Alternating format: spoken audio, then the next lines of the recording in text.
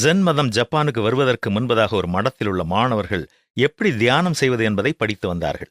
அவர்களில் நெருக்கமான 4 நண்பர்கள் 7 நாட்கள் மௌனம் காத்துக்கொள்ள திட்டமிட்டு ஒருவருக்கொருவர் உறுதியளித்தார்கள். முதல் நாள் அனைவரும் மௌனமாக இருந்தார்கள்.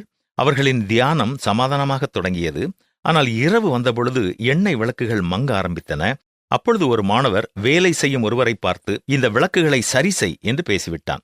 2வது மாணவர் முதல் மாணவர் பேசியதை கேட்டு, ஐயோ, அவன் பேசிவிட்டானே என்று ஆச்சரியமடைந்தான். அதே நேரம் அவனாலும் பேசாமல் இருக்க முடியவில்லை.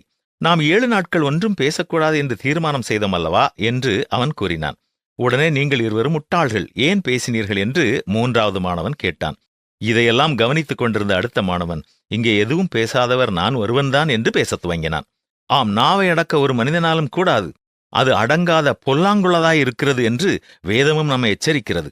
நாவும் நெருப்புதான் என்று வேத வசனம் கூறுவது உண்மையாக இருப்பதால் எந்த சூழ்நிலையிலும் பிறரை குற்றப்படுத்தாமல் இருக்க நம்முடைய நாவை கட்டுப்பாட்டிற்குள்ளே வைத்துக் கொள்வோமா? தன் வாயையும் தன் நாவையும் காக்கிறவன் தன் ஆத்துமாவை இடுக்கண்களுக்கு விலக்கி காக்கிறான் என்றுதானே வேதமும் நமக்கு கற்றுத்தருகிறது.